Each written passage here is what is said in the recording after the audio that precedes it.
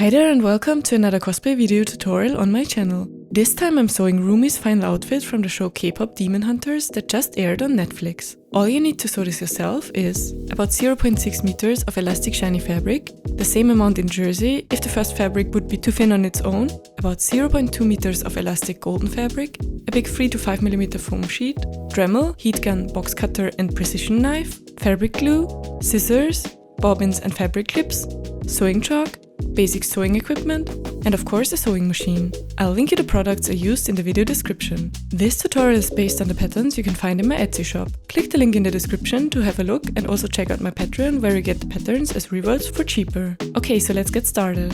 We'll start with the top. I generally advise you to sew a mock-up from similar elastic fabric because the fit of the neck area is crucial and this allows you to make the necessary adjustments. As my fabric was too thin to use on its own, I added a layer of jersey underneath. I used temporary fabric glue to fix the layers to each other for easier sewing.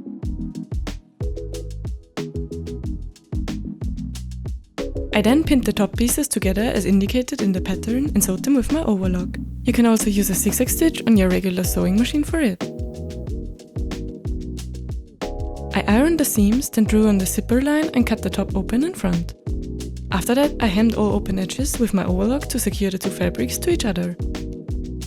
Then I used an iron-on elastic interfacing to iron the lower hem to the inside of the top.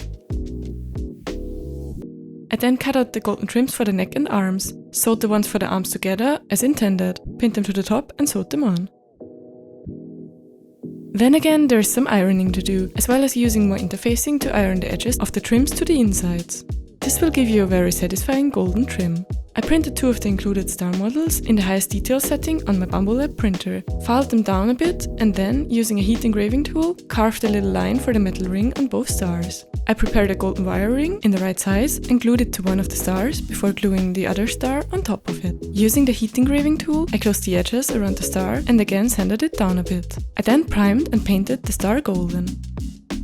After shortening the zipper to the right length, I pasted it to the top by hand because the seam is rather hard to do on elastic fabric. With a zipper foot, I sewed it in and hand sewed the lower part that couldn't be done with machine. This will stretch the top a bit on the lower end because there's essentially not enough material. But you can use an iron to flatten it again and it won't be visible when wearing. Now I basted around the zipper area before adding a top stitching seam to make it look as in the show. As a last step, I removed the old zipper closure and added the star instead. And you're done! Now let's move on to the pants. I used the same technique as with the top to temporarily glue the fabrics together before laying out all parts. Then I pinned the two leg parts together and sewed both of them using my overlock. Now it is time to combine the two parts on the seam in the middle, front and back. After that, I ironed the seams before moving on and closing the crotch seam like this.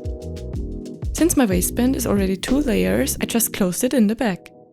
If you're using 1 layer of fabric, I advise you to cut the waistband out twice. Sew the two parts to each other in the top and then close the back seam instead. Now the waistband can be pinned to the pants and sewed on. I then hemmed all open edges before using the same interfacing technique for all open edges. If you have used the advised waistband technique from before, you will only need to use this around the leg areas as the other edge is closed up anyways. Done with the pants. Let's add the belt.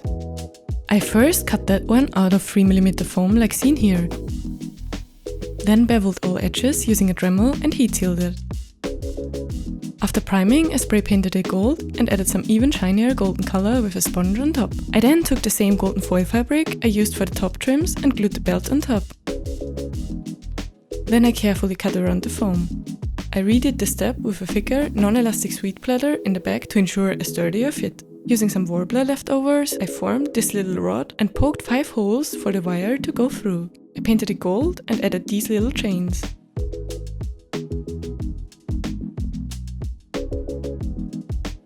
Finishing it off by chaining it to a big golden ring. I then poked a hole into the belt and added the finished pendant to the belt. The rest of the chains I sewed in place on the back of the belt where I thought they'd fit the reference best.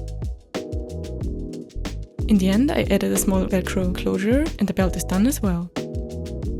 I can't wait for your creations with my pattern, so if you followed along, please tag me in your work in progress content, I'd love to see. Thanks for watching, bye bye!